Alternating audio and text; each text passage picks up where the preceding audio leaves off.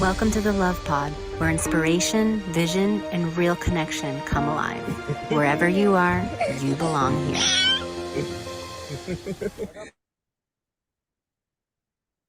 Welcome to the Love Pod, everyone. We are so fortunate to have a special guest, Courtney Osselaer, here today, who is just such a wonderful presence and really helps people get to the root and to rise from that place, navigating overwhelm and really helping people to rise into living a life that is led by their higher self. So we're really fortunate to have you on here, Courtney. And I know Julia was really looking forward to being here as well because I know that you specialize in moms, but our little one is still having trouble going to a nap. So I'm happy to be here to have a really beautiful conversation with you. I really appreciate meeting you. I just love to invite you to let our guests know about who you are and what you do, and let's take it from there. Yeah, awesome. Hi, Nathaniel. Thank you so much for having me. And I'm kind of bummed too that Julia can't be here, but I totally understand trying to get a toddler down for a nap is not always the easiest thing. Um, I am Courtney, and I am a pediatric nurse turned holistic wellness and life coach. And I Mm. specialize in emotional mastery and self-trust for mamas because I believe that our kids today need our presence more than Mm. ever because we are more distracted than ever and really not leading from a place of our highest self anymore. We have so many distractions in the world, and it's hard to listen to what our inner knowing is, especially as a mom. So that's what I do with moms, and that's who I am. And I'm excited about this conversation today. Yeah, I really appreciate that work, Courtney, because this idea of self trust and really being in the sovereignty is, I feel like a growing paradigm for moms. When we found out that looks like we're going to get an introduction here, I think Julia's going to join us with Luciana. So here we go. We have a special Love guest it. here. And like this concept of women really having trusting that inner knowing is so important. We're coming out of a time where I feel like a lot of mamas are recognizing, or moms to be are recognizing that they have to trust themselves, especially when it comes to um, this imposed medical model that isn't right for everyone. And we have a history of millions of years of women giving birth in their homes, in community with doulas, and so I feel like a lot of women are starting to reclaim their power and really trusting that inner knowing. So I thank you for doing this amazing work with people. It's very Yeah, important. absolutely. And I love that you bring that up, like the history of, I was kind of the black sheep in my community when I started having babies because I was that one that wanted to go natural and be, out of the hospital and all the things. And you're right. I think that women are opening and awakening to their power within and willing to advocate for themselves and really what they want, which is so incredibly important. You guys are so fun. I'm so sorry about that, Courtney. We've had a little bit of interruptions. Yeah. But here's can you repeat the last thing you said for Julia so she can come into you? And it was just about the medical model. And I really Yeah. appreciate that you also have that background as a nurse, so you have that intimate experience as a practitioner. It's so important to understand how that world works as well. I worked a little bit in social work with indigenous seniors, as I was telling you about, and to see how they were treated in that kind of framework, and having that awareness is so important. So, welcome, Absolutely. Hi, Julia. Julia. Hello. Nice to see you. I'm glad you could join us, even though the little one is in the background. I was with her for over an hour trying to get her down for a nap and was not successful. So I'm like, we're going to come crash the party together. I love it so much. I was just telling Nathaniel that it's like putting a toddler down. I know exactly what that's like, trying to get them down for a nap. Yeah, Well, they're on their own clock, right? So exactly. Yep. who would be to control them? I think what I'm going to do is I'm going to go and spend a little bit of presence with Luciana while you continue the conversation. We might do a little weaving in and out. Sorry for the unprofessionalism of it, but we're community first and family first. So Julia was so excited to talk with you. So I'm glad she took the leap and came down. So Yeah, I'm curious to know what I missed. we were just doing We were introductions. just starting. Okay. Yeah. And he was just talking about the medical community and Got my how girl. women are starting to take over Yes. their power and like actually, because we have thousands of years of women giving birth at home with no medical intervention. And I think women, and he was saying that women are taking control again and owning their power and kind of awakening to this thing that is human nature. Totally. And now is the time more than ever to be doing this work. It's the most important work there is, really, Yeah. being a mother. And oh my goodness, yeah, the job that we don't get paid for, but that's okay. We get paid and rewarded in other ways, right? Exactly, exactly. And I think it's incredibly important as a mom. You can probably relate to this because I think all moms can, but it teaches us so much about ourselves, right? Not only do we have such an incredibly important job to raise these humans, but it is so giving to us in that we learn about ourselves and all the things that we're meant to learn along our journey. Absolutely. And what I've been learning too, Courtney, is it's not just about raising her up, but it's also about raising myself up and my own inner child. And this is like such important work, but it's deep work too. And I think like these little ones coming into our lives and choosing us as parents is totally meant to like awaken these deep parts of us or parts that we've suppressed or neglected perhaps. And they're meant to push our buttons for them to come out, right? To be looked at and looked at with love, most importantly, because they are totally our mirrors. They are totally our mirrors, and they reflect back onto us what still needs healing. And so Exactly. And it's how powerful is that? Like, and when you are actually open to that and aware that that's what's happening, it just like changes your life exponentially. Because I think when people aren't aware, I was at a place where I wasn't aware when I had my kids. And the struggle bus, right, of being triggered all the time and being frustrated and having all these thoughts and negative, vibrations running through me. Once I was aware of it, just like life changes because you show up differently as a mom. I love that. I would love to hear about what switched in your life to make you realize what was going on and what made you more aware.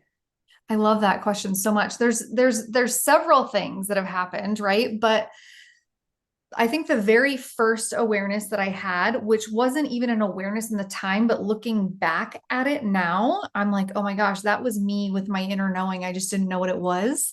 When we found out that my first was a girl, and I was devastated. I did not want to be a girl mom. I thought I was destined to be a boy mom, and I found out she was a girl, and I had to have a minute of reflection and like, what the heck? What am I going to do? And going fast forward into just a couple years ago when I had an awakening because I was going through some of my own therapeutic modalities for my own inner emotional healing. And I went through EMDR. I don't know if you're familiar with EMDR in the therapeutic realm. Yes, I've heard of it.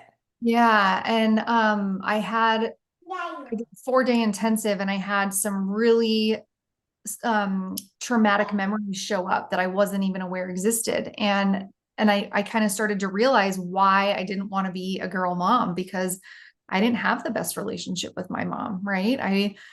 Growing up, just, it was not what I wanted it to be or what I needed it to be as a girl. So, there's so many little stories throughout my journey that were like, oh yes, this is an awakening. Oh yes, this is an awakening. Oh yes. But the big one, the most recent one, was this remembering childhood trauma, like severe childhood trauma that my brain and body had just completely repressed for almost 40 years. So that's Wow. been a huge healing journey. Yeah.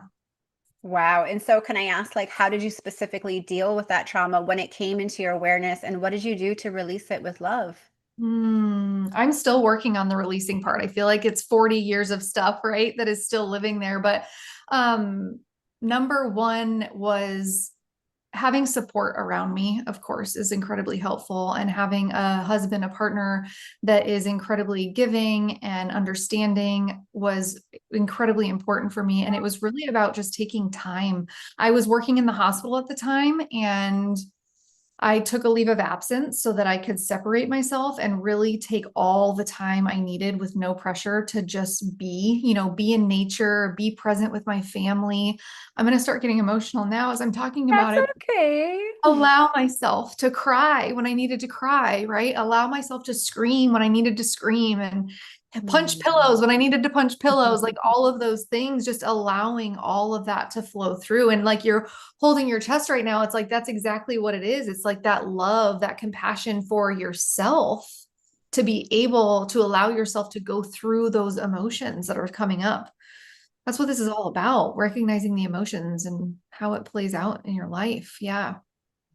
Thank you. Thank you for sharing that. And it's such an important piece. And the power of vulnerability is so overlooked, I find, and just allowing, like you said, not trying to fix anything or force or control, but just allowing whatever's coming up in every moment to just be what it is without the judgment, without the labeling. I feel like children are such great examples of this. And it's because that they are just pure, consciousness, and they're just experiencing every moment for what it is before they start having filters and conditioning, right, in this world. And it's so beautiful because it's so freeing. And I had a little bit of a taste of that as well in my third trimester of my pregnancy when my hormones were just all over the place. I was crying like 10 times a day and I didn't care why. It just felt so good to release and to emote. And I feel like that's how we were meant to be.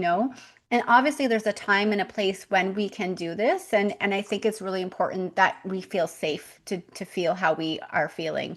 And so I think it's really beautiful that you have a partner who is supportive and that you've been able to, go through some of these experiences, because really these emotions that get stuck, what helps them to, at least start the process of releasing them out of our body and out of our cellular memory is this movement, right? Like emotion is energy in motion, and when it gets stuck and blocked, then it can't really be released. And so I think that's really beautiful that you came to that awareness that you kind of just needed to allow instead of just fixing or forcing. And what's so beautiful is like when these emotions or these memories come to us, sometimes like we just want to understand. The mind wants to understand what happened in my life or what happened in that moment of my life that caused this. And it's like, doesn't matter. It could be so many things. And the mind, it wants to understand everything, but the heart just wants to feel.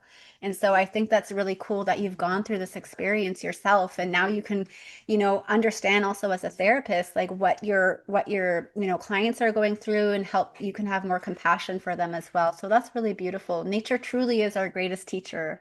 It really is. And when you talk about the emotion and the emoting and energy and motion, like this is all so incredibly important. And it doesn't just show up for our psychological health, right? It shows up for our physical health too, because like you were saying, they get stuck in our bodies. And when we don't address them, when we don't allow them to be, when we don't like show them love and the compassion that they need, it shows up in our physical bodies as illness and disease and all Yes. of these things. And I think that's incredibly important. I think a lot of our world is opening up to that and aware of that now, but as a coach, it's incredibly important for me to get the forward motion for moms, right?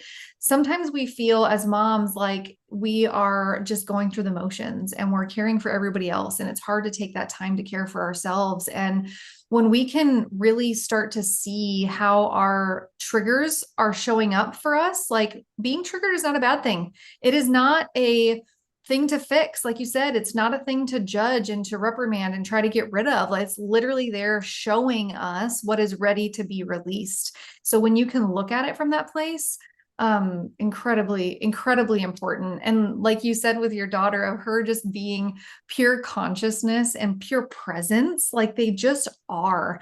And before the world, like you said, conditions and puts all their opinions on and all these things, they just are. And to be able to learn from that is so incredibly powerful as a mom, to see that and be Absolutely. reminded of that nature within, right? I was just about to say to remember that being is enough. We don't need to do anything. We don't need to accomplish anything. That's a part of this human experience too. But at times being is enough. And I think it goes back to that core belief that we are enough exactly as we are. And that's hard for us because, maybe in our subconscious as babies, we changed a little bit who we are to be accepted more by our own mothers, right? Because that's the primary need we have in this world, is just needing that love. And sometimes when maybe certain behaviors or certain ways that we're acting are not approved removed by our moms, we try to alter and change that. And we do it on a subconscious level, but then we start changing who we are. And so really, I do believe that it is about remembering that, no matter how we are enough exactly as we are in every moment. And it takes time to come back to that remembrance. Just like you said, it takes time to release these certain patterns. And so I want to ask you, Courtney, because you specifically work with mothers, and women to break these generational cycles and patterns. And so how, like, let's say they're aware that the judgment is there, the blame is there. Like, how can they come from a place back to compassion? Like, what are some tools that they can use in order to I don't want to say release, but in order to acknowledge them and at least take that first step into opening the door and inviting them into to look at them with an open heart. Yeah. So one of my favorite words is pause, is just Mm. pause, right? Slow down and take a minute. And when we're talking about triggers, it's really hard to do in the moment, especially if you're not fully aware of them. But once you've become aware of them, you can look at them outside the situation and just take a minute. It literally just takes a few breaths to just kind of, okay, that happened. Let's not just like dig into ourselves with this shame and guilt and all these things that come up, right? Let's look at it from the lens of, what is this trying to teach me here? What is this trying to show me? And I think just having that perspective kind of releases the blame and the shame and the guilt, right? It's like, okay, I am a human. I'm going to show up in ways that I'm not proud of all the time based on my past and my conditioning and my brain trying to keep me safe, right? So just pause is my favorite tool. And then obviously we can go into lots of other things after the pause, but the pause is like the number one thing to start with. No, I think that's absolutely excellent. It's like taking a step back and just kind of, taking a look at it from another perspective. And it's really consciously shifting your focus and your perspective. And I think that's so important because then you're kind of letting go of the story that you're telling yourself that may not even be true, right? Because the mind likes to do that. It likes to attach to these stories that we tell ourselves and that it makes us feel a certain way. But if we just think of it from the perspective of like, life is for us and everything we're experiencing is to teach us something and to help us grow in one way or another. So if we have that mindset, then it can kind of be exciting to look at it as an opportunity of growth. Exactly. Yeah, exactly. And I created I call it a trigger reflection journal so that, you can, and that's free for your listeners. If you guys want that, you guys can get the link for that. But, I'll include the link in the description. yeah, perfect. Thank you. Yeah, of course. It's a really cool way to like look at the trigger and go through some of the things that you're talking about, right? Like, what's going on here? How is this making me feel? Is it true that this is a thing that they're trying? Because often our triggers are like we get upset because we think somebody is trying to do something to us or they mean something when they say something, right? We twist it like you're saying in our head. So like really looking at the depths of that, which can be really cool exercise to do it, just like even for every day for a week, right? Like when you set aside a time to really reflect on these things that are triggering you can be super cool. Yeah, very, very cool. And it's good to do that like inquiry work too, because then you can start opening the door to asking questions and receiving maybe some answers that want to come through. Yeah, Do you exactly. do you want to share more about your root method? Ooh, let's do it. So I created this because this is like the framework for, I was finding all the similarities in the work that I was doing with every single mom that I work with, right? And I created this framework called the root method. And the R stands for regulate your nervous system. Because if we don't feel safe, like you're saying, you said that just a few minutes ago, like we need safety to be able to show our emotion, right? And yes, outward safety plays a role, but really the safety comes from within. Because once we can create that safety within, then the outside, we are able to navigate it a little bit better, discern a little bit more of what is safe and what is not safe, right? So regulating your nervous system is incredibly important. And then the next one is, I'm totally brain farting right now. Owning That's your okay. emotions. Owning your emotions. Okay. Yes. Owning your emotions. So what does that look like? That means actually acknowledging them. A lot of people can't even name their emotions. I know I couldn't for a long time, right? So actually like looking at them and being able to name them and own them, meaning sharing space with them, spending time with them, allowing them, right? And then the next O is operating from self-trust. So that comes from the regulation, the nervous system regulation, from the owning the emotions. It's gonna naturally bring this self-trust into you.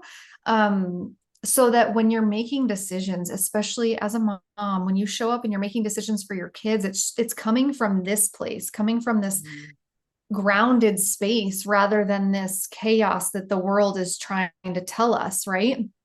So that's the self-trust portion. And then the T is transforming your boundaries. Obviously, boundaries play a huge role in self-trust as well, right? And regulating your nervous system and owning your emotions. Because if we don't have these boundaries, if we can't speak up for what we want or what we need, what's the point here? Like, we need to be able to set those boundaries and hold them. So that's kind of what we work through. And it's not a linear, very regimented thing. It's about meeting you where you are each and every moment and flowing with that and whatever's coming up, right? So sometimes in some of my sessions with my clients, we work at all four of those in one session, right? Wow. Sometimes it's literally just one of those in a session. It just depends on where they're at and how fast they're moving and what's going on with their system. So yeah. I really love that. And I think it's so important to meet them where they're at, right? Because then you can get down to their level and they can understand more and also go with their pace, with their flow, with the rhythm of life. That's so important. Some will move faster, some will move slower, and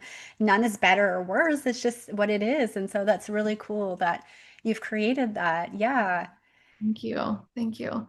It's really actually like life-giving for me to be able to pour into these moms and help them with this, because I know what it's like, right? To be that mom that is so triggered and so not proud of how I'm showing up, and knowing that there's something that can be different and not knowing where to start or how to do it or where to go. And so that's why I created that method of like, okay, let's meet yourself with compassion. Let's meet yourself where you are. And let's just like dig in it together, because it's more fun when you do it with a friend. And to get messy, like alone, can feel like a lot and really heavy, right? But when you have somebody to support you through it, it's just better. Oh yeah, we are not never meant to do it alone. And I know too, sometimes like especially before, when you were going through the experience and not really knowing like why it was happening to you, or like it can seem scary, but we go through these experiences to make us, stronger, and also to understand like how we can help others and serve others in the future, because having walked that path, it'll be easier for us to put ourselves in the shoes of our clients and the people we're serving, so that we can really help them like at a heart level. And so I'm curious to know, I want to go back in time a little bit, and because I know that you spoke about some like big episodes in your life happening, as well as some chronic illness. Like, how did these also spark, healing, and also is related to where you are on your journey and your path today? Yeah, absolutely. I love talking about this so much because it was like the worst time of my life. It was so I had some chronic health problems, Julia, and it was all I looked at it as a self-inflicted chronic health problems, because I'm not going to go into the whole story, but I had to have a major surgery, and there was a lot of complications from this major surgery, and I was in and out of the operating room, in and out of the OR, in and out of the emergency room for a couple years. And it was not the life that I saw myself having, right? I was a very healthy person up until then, and I just couldn't believe that this was turning into my life. And my very last surgery, which was back in 2021, I woke up from that surgery in the deepest, darkest place of my life, because the surgery, number one, didn't go as well. I had already had a surgery like literally 3 days prior of open abdominal surgery. And I woke up hearing the surgeon tell me it didn't go as expected. And I just lost it. I was beside myself. I didn't care to be here on planet Earth anymore. I didn't want to see my kids. I was literally like just gone. And thankfully, with the help of my husband, I was able to snap out of it pretty quickly. But in that time of snapping out of it, like snap out of it, when I say that, I mean snap out so that I'm not in that place of like, just end me now, like let's just be done now. I was able to come out of that place, but also like it took a long time to get out of really the depths of the depression that came, right? But in that, I was able to see that the life I was living as a pediatric nurse, what I was doing was not my path. Like it had been my path until it wasn't. And it was this opening of there's so much more, that you are meant to do so much more than this. And it wasn't from a place of like, you're better than this. It's not like that at all. It's just like your impact is meant to be greater and you're meant to be doing something different. So to see that was so incredible. Just the opening of, what are you doing here? Let's go do something else. Let's start something else was so cool. Yeah. Wow. Wow. So it was kind of like a wake-up call. And it sounds like you were just listening to the intuition that came after. And thank God for your husband who was able to help you support you through that time Mhm. too, because I couldn't imagine what it must have felt like to have experienced that. I was reading a book this morning called Living in the Light by Shakti Gaiwan, and and I was reading the part about like careers and life purpose. In this chapter, she talks about how everyone thinks that they have to choose these careers that, will impress their parents or that will pay the bills or at least make them get by in their lives. But a lot of the time, people are choosing things that don't light them up. And she describes this idea of like work and play being separate things, but when in reality, they're one and the same. And so it sounds like life gave you exactly the experiences that you needed in order to, wake up a little bit. It'll also realize like, you have this opportunity to choose another path, but it's not wrong if you don't, right? Like, no, there's no wrong choices that I see in life. It's like you're free. We are such creative beings and the universe gives us the power to choose whatever we wish to. But the thing is too, when you choose certain paths, life may speak to you. And if you're open enough to listening, it may show you that you may feel better on a different path. But sometimes that takes a leap, right? Sometimes that's scary too, to think about leaving a career that you've been studying for your whole life, or maybe leaving something before something else shows up and stepping into that unknown space. Like that can be scary. So I'm going to ask you, how did you deal with that transition and that change in your life?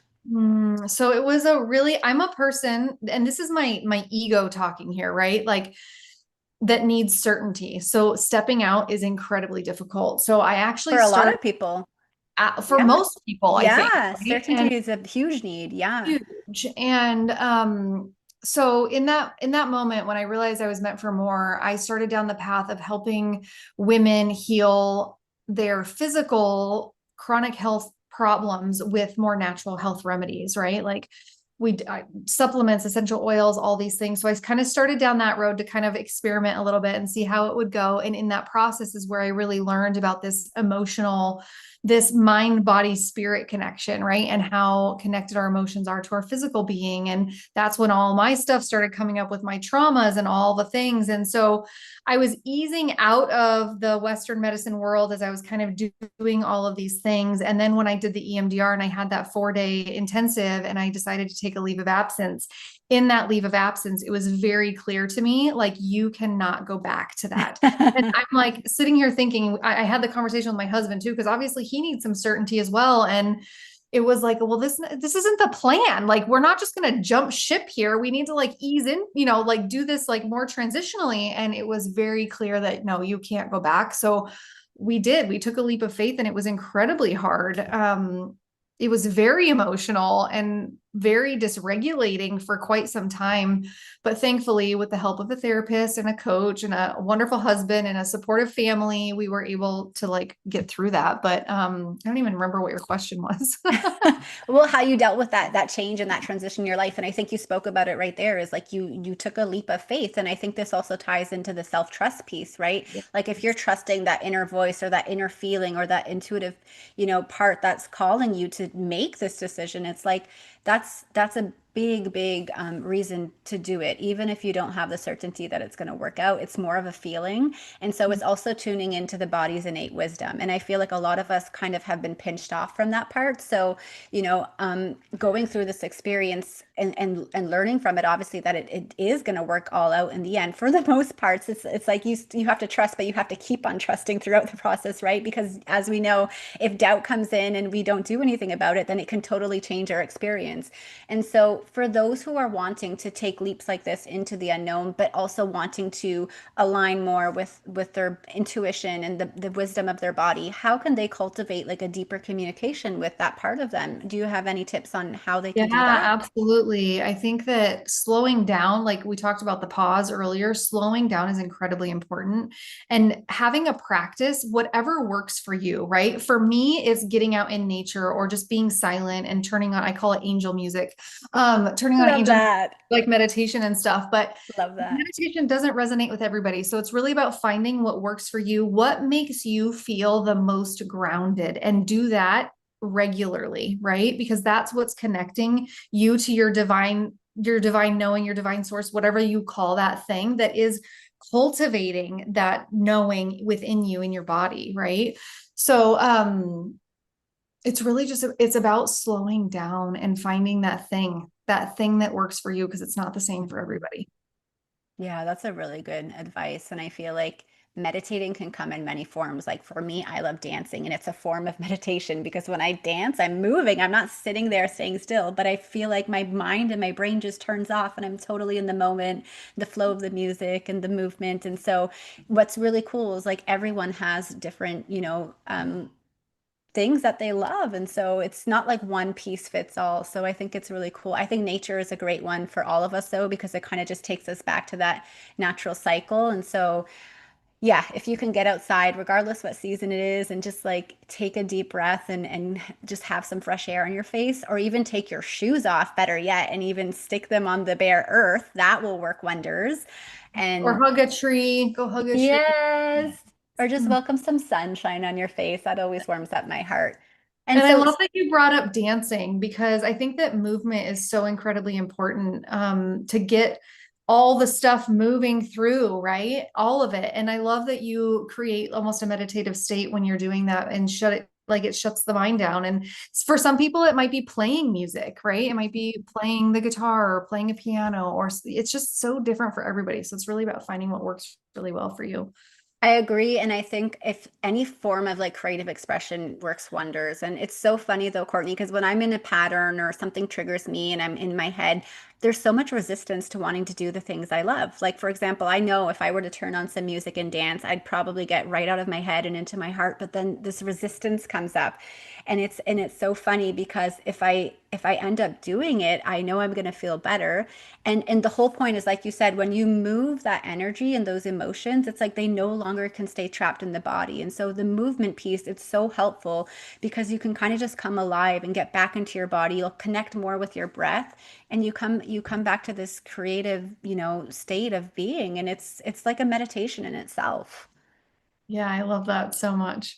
Yeah. Mhm. Speaking of nature as one of our greatest teachers, it's also a mirror for like our healing journeys as well. And I was wondering if you could share a few ways that the cycles of nature, whether it's a blooming cycle or a resting period, how can cycles be guides for our own emotional and spiritual growth? Mm, that's a really good question. And I remember, yeah. So I think that when we can really remember that we are nature, first of all, right? Mm, We are nature, and we have the seasons and the cycles that are going on outside. We have the seasons and cycles that are going on inside. And for women, we know what this cycle is, right? And we have these periods of winter and spring and summer and fall, and really honoring those. I'm losing total track loss of my mind right now. So let me just can you repeat the question again?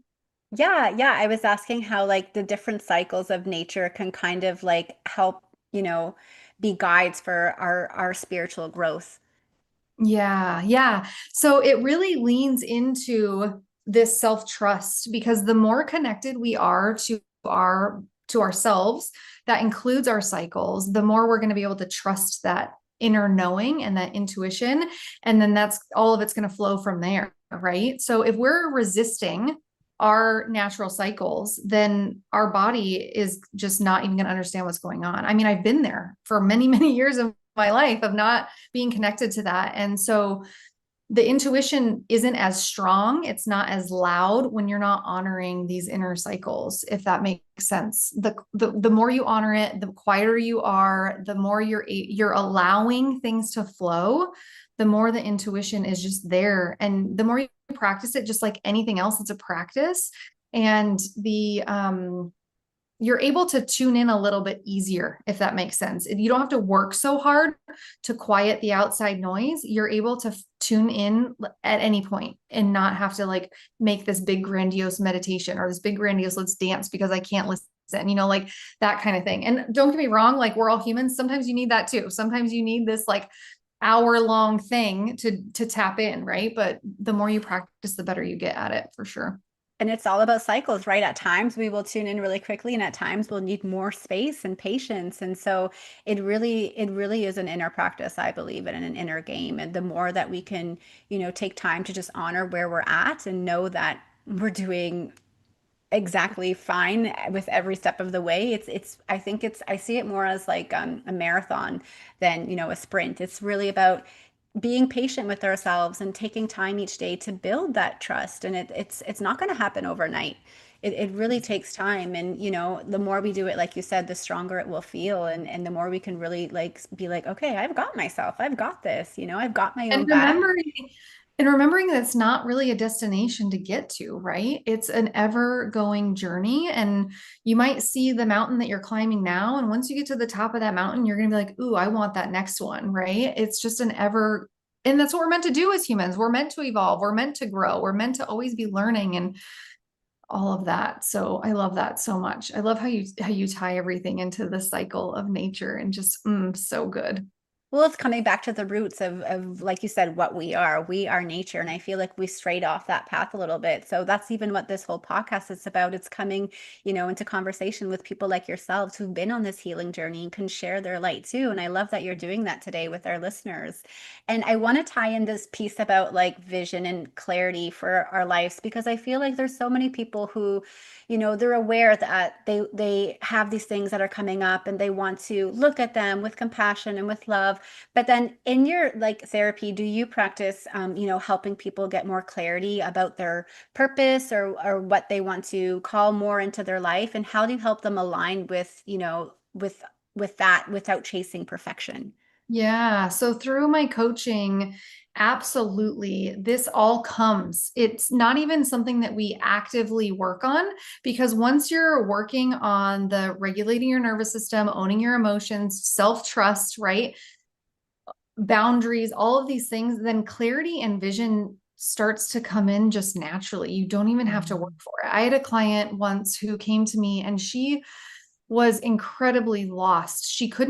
When you asked her what she wanted, she couldn't even answer that, right? And I think that's so relatable to so many moms in that we lose ourselves. So with our time together, by the end of it, I think we worked together for 9 months. And by the end of it, she told me, Courtney, I am like dreaming again. I am actually having dreams of what I want again. And I'm like, yes, like this is exactly like, this is what fuels me, right? So it naturally comes without even actively working on it. And that speaks to your point of like not trying to force things, right?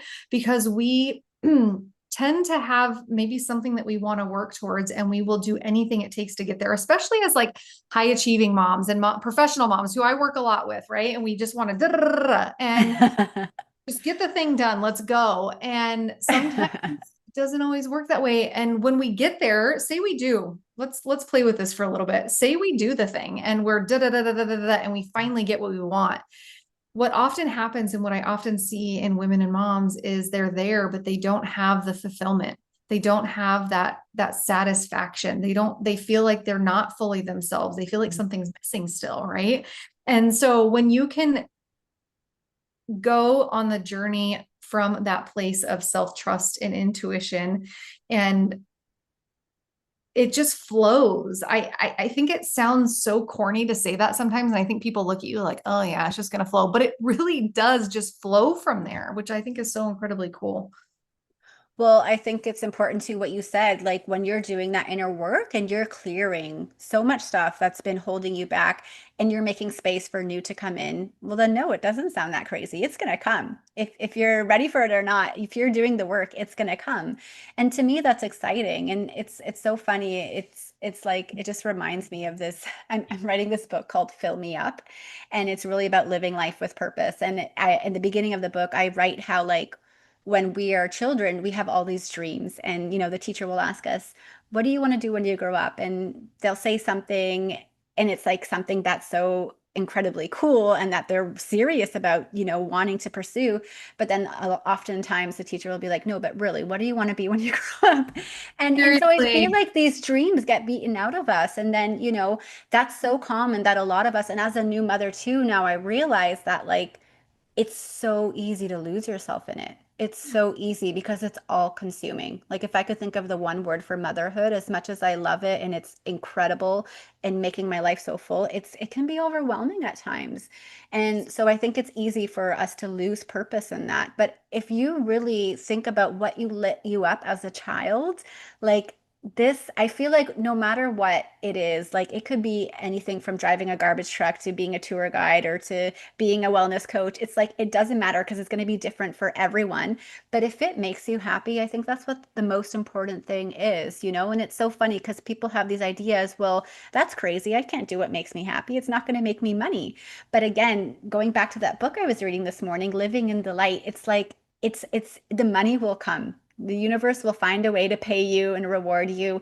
But if you're doing it for the money, it's not going to work out. But if you truly trust, like you said, it comes back to the self-trust piece and you pursue what makes you happy, money will find a way to come into your life because you are being a channel, for the universe to flow through you. And that's why we all came here. Exactly. And the passions that we have, the things that light us up within, were given to us, were gifted to us, right? They were put there for a reason. And I think it's our duty as humans on earth to follow that and to lean into that even more. And I completely 100% agree with you that when you're able to tap into those things and listen to the universe, to your self intuition, everything else is going to align okay. And you're going to be all right. You're always taken care of. You're always held and taken Yes, care of. yes, Yeah. absolutely.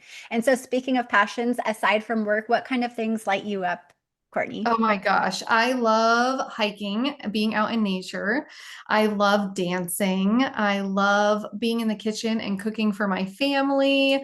I mean, I could keep going on and on and on about all the things that light me up. Being around animals. I'm toying with this passion that's placed on my heart that I'm still trying to figure out in my ego mind how to make this happen. But to have horses and to have a whole herd of horses and have a retreat, Wow. like a healing retreat center for equine assisted coaching. That's my big vision of what's coming for me. Um, Wow. yeah, that really lights me up. Like, and honestly, I don't know enough about horses and I grew up around them. Like I'm comfortable around them and I can do some things, but there's a lot of learning curve to be had there. So I don't know. We'll see what happens on the journey for it, but I love that. Well, that's really exciting. yeah. And I love that you're pursuing that. And it's so funny because you know what, it usually always turns out better than we expect anyways. Isn't that the truth? I have a coach right now who she's like, we're going to do some visioning, right? Just being in the energetic space of what your visions are and holding that and feeling that. And it's like, and when you get there, it's going to be better than even that. It Yeah. always is. And so I'm going to ask you this because let's say somebody's listening right now and they're like, okay, I'm visioning this for my life. I really want to call this in. And I understand I need to get into the energetic space of what that feels like, get it into my body as if it's here now. But if they've never experienced having that thing before, and let's say they're asking you, how do I get into that energy if I have no idea what it feels like? Ooh, that's a really good question. I love that so much. So this is our brain trying to make sense of things and it's trying to keep us safe, right? So we'll automatically go to that space of I don't even know what that is like. So how am I supposed to feel into that, right? That's Right? literally your brain doing its job. And I think it's really important to let your creative juices flow when you're in that space, right? Of when you're being quiet, when you're being still or dancing and envisioning it, however it is for you, to allow allow the imagination to come through and allow what's coming in your heart to flow outward. That's your brain getting in the way. That's all I have to say about that, because that's what we do as humans. I think you answered that really beautifully. And I would say the same thing, like getting back into that childlike state of wonder and imagination. Because when we were children, we had no problems using our imagination. And it's fun because we get to play with it. We get to be creative. And that's essentially what we are. We're creative beings, you know? So yeah, you're exactly right. Like the brain will get in the way, and that's part of its job, you know, but we could say, thank you, brain. I'm going to get back into my creative center right now and give it one more shot. And maybe it'll be better tomorrow. Yes, exactly. Oh, I love that so much. Yes. Oh, great answer. Okay, I think I have one question left for you. If you were to give a message to our listeners, the women, the mothers out there, you know, something that they can anchor into during moments when doubt creeps in, you know, just some sort of positive reminder of what's true, what would you tell them? I would absolutely tell them that you are doing better than you think you are, and to keep going, Hmm. and to remind yourself of that. Like, we often are so hard on ourselves and think that we are not doing well. We aren't being the best mom. We aren't being the best wife. We aren't doing, you know, whatever, the best housewife, the best housekeeper, you know, like da da da da. There's days that we can just get in our head and feel so down about ourselves. And I think it's incredibly important to remind yourself that you are doing amazing, like way better than you will ever know, probably. And keep going. Keep going. Yeah. Don't give I up. also Yeah. think this one's coming up for me too right now, that I saw a post, this was a few weeks ago, but it was basically, the gist of it was, look back a year ago in your life and ask yourself, do I want to go back to that place? And often the answer is no, because you've made so much progress and come so far in that last year that you're like, I'm way better now than I was then. So keep going this way, right? Yeah, and just acknowledging that fact, and it's only going to keep getting better. And that doesn't mean Yeah. that there's going to be moments and days that are hard, because that's part of this experience, you know, but a lot of us have come a long way. So just acknowledging that and understanding that we're doing great, like being our own best cheerleader. Yeah. And I think it's really important to do the acknowledging part too, Julia. Like, I think that's where we tend to get into trouble sometimes, is, I mean, all the time, actually. This is like the reason why I do what I do, because we tend to like shove things away. We don't acknowledge that it's there. We get angry, but don't want to say we're angry because it's not okay to be angry, right? Or we get frustrated, you know, whatever it is. And acknowledging is so important. Yeah, it Yeah. really is. And the more we can do that, we will see like what will shift in our lives for us. It's miraculous. Mhm. Speaking of limiting beliefs too, do you look at those in your practice? Oh, absolutely. It's every time that I meet with somebody, and I'm doing it for myself every single day. How do you Limiting approach beliefs them? show up all the time. Um, well, it depends on the person, right? So if, you know, if you're a person that enjoys this kind of feedback, I call it out like hardcore, like that's not true. Like, we need to look at this. But sometimes we can get playful with it too, of like, stop being so dramatic. Or sometimes we need a little bit more love and compassion around it, of like, okay, where is this limiting belief coming from? And it's valid that it's there because it's trying to keep you safe. That's all limiting beliefs are, is they're just your brain trying to keep you safe and secure. Um, is it true? Like, asking yourself, is Mhm. this actually true? Can you 100% without a shadow of a doubt say that this is true? And most of the time you can't say that, right? And then we can look at the opposite of it. So maybe your limiting belief is, let's see if we can come up with a good one here. You know, I don't know what I'm doing. I have no idea what I'm doing. How many times do we tell ourselves that as a mom? I have no idea what I'm doing. I just want to find it, right? Like, okay, is that 100% true without a shadow of a doubt all the time true? No, it's absolutely not. So what's the opposite of that? I know everything about being a mom. I like have unlimited potential and knowing in everything that I Mm. do. And is that 100% true? No, it's not. Right. And so then we create this energy between the two of them, and this flow, this space between the two of them. And that space is where all that magic happens for our brain to reprogram and do its thing. I think that's freaking magical when I really say that out loud, because I don't express it that way much. No, it's actually really cool. I've never heard anyone put it that way, and it's like it's just making me contemplate right now. I think that's a really good way of putting it. Yeah. It Going, goes along with like the shadow work, right? Of like, really, what are these shadows that we need to shine our lights on? The triggers are shining lights on our shadows and creating this space between the two extremes, because neither one is absolutely true all the time. yeah, no. And I love how you create that space in the middle, and then you can also start affirming things that you want to believe because you have the power to do that. And the more that Choice. you affirm that, the more you get clarity on what you want to affirm, the more that's going to come into your life. Exactly. Yep. And it's exactly that. It is exactly choosing what you want to show up, Mhm. how you want it to play out, Yeah, right? Because we can choose to not have any idea what we're doing, and we can choose to know what we're doing. totally. Yeah. Just, Oh, I know I said I had the last question, but I just want to share one more thing because it's just bringing this up to my mind right now. And I think it would be, beneficial for people to hear. It just brings me back to like all the inner work I did to prepare for my home birth because with my daughter, I knew in my heart that I wanted to have a home birth. And I didn't know anyone in my close friends or family who had ever experienced that. So I knew there was inner work to be done and mostly of letting go of the fear. And so, I set boundaries as well because, like, every time I spoke to certain individuals or family members, there was like, well, what if this happens? Or what if you have to go to the hospital? And I acknowledged, you know what, we're going to take the steps we need to make sure that we're all safe, but I'm not going to focus on that. And so I did everything in my heart and my power to create the birth experience that I desired so badly to create. And I did a pretty damn good job at it. I'm really proud of myself. I created a whole affirmation wall inspired by Louise Hay where there was twinkle lights, and whenever I felt inspired, I would just pop on a positive affirmation of the birth experience I wish to have.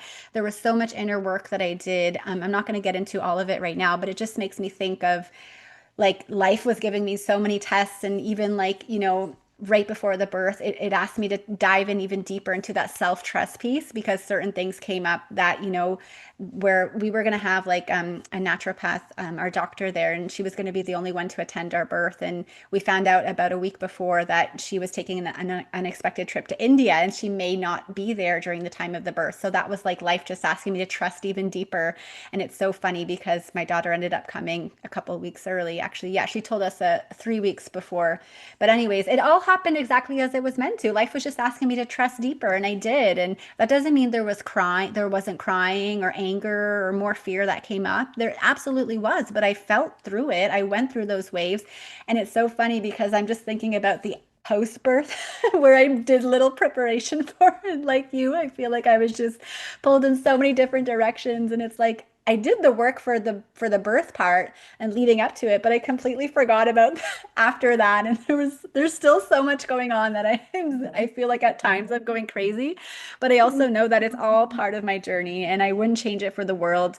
I'm growing so much through this experience, and I'm loving all of it, even all the sleepless nights. But it's just so yeah. funny because it really is about being intentional about the experiences we wish to create and getting that clarity, and then knowing that we have power in choosing how certain experiences go. And that doesn't mean we're always going to know what they look like or how they're going to play out, but it's having intention of what kind of experiences do you wish to create in your life. Exactly. It's all my words are totally escaping me, but the Abraham Hicks stuff, right? Like what you pay Yes. attention to is what comes back. And I mean, that's an energetic thing. It's real. And I love that you shared that story. Thank you so much for that because um, oh, and yes, trusting even deeper by like, oh, my practitioner is not going to be there. Oh, crap. Like, I guess I still need to I can only imagine the emotions that came up with that. Oh my And God, so days of right. crying. Yeah, I'm sure. And then, like you said, being so prepared for that and knowing exactly how you wanted it, because birth is a big freaking deal. And then not really thinking about all the things that were going to happen after. And isn't that like the lesson of motherhood? It's just like, Totally. shit's gonna hit the fan Oh all, yeah. all throughout, and like we just have to learn how to roll with it and like figure it out as we go, you know. With our child too, right? Uh, And by preparing too, I want to speak about the fact like I wasn't preparing in the sense, and I'm sure you know this, but for people listening, like I wasn't trying to control the situation. Like most of the preparation work that I did was surrendering. yeah, Like to whatever it's going to be, and I'm going to roll with it, and it's going to be great, and it was. And I think that's the biggest piece was the surrendering part. absolutely. I love that Yeah. you're clarifying that, Yeah. because you can have a vision of what you want when you go into your birth, right? And you can prepare for all of that, but then being open to whatever is going to happen is so incredibly important. And it's kind of like the phrase of preparing for the or hoping for the best but preparing for the worst kind of situation, Yes. right? Yeah. Oh yeah. Oh yeah. I love that. Mm. Oh, it went nothing like I meant. But it was exactly as it was meant to be, and it was great. And it was a great story. And yeah, I do have one last question that's coming to heart now. So if everyone, was like taking on these, these tools that you're teaching with your practices and kind of like, changing their lives and really stepping into who they came here to be and living the purposes that they're, intending, what kind of world do you think we'd live in, and how would things look different from today? Oh my gosh, this is what fuels me every single day, because when you look at the world today and the chaos that is happening, and I'm not a big news watcher because it's like I need my peace, Same. but all the stuff that is happening in the world with mental health, violence, hatred, division, all of these things, I believe that my work is changing all of that one mama, one kiddo at a time. And it just like it just makes me want to like go to work right now. Like it just makes me want to keep going, because when you think of a world where people are more compassionate towards each other, are able to lean into who they are, trust themselves, like how that shows up towards other people, that compassion for other people, understanding for other people, love for other people. I think that most of the planet doesn't even know what love truly is, really, right?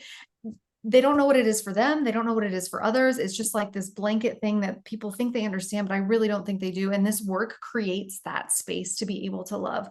We are so numbed and so medicated and so distracted now that we don't even have full range of the emotions. Like most people don't even know the full range of the emotions, right? Because we're avoiding them. We're avoiding the feeling. We're avoiding the hurt. We're avoiding, but when we avoid the hurt and the deep down, like more negative, I say negative, like vibration, the lower vibration Mhm. energies, when we avoid all that, we cannot feel those high vibrations, right? Like we need it all. As a Yeah. human, is like the magic of who we are and what we are here to do on the planet is to literally feel it all. And how beautiful is that?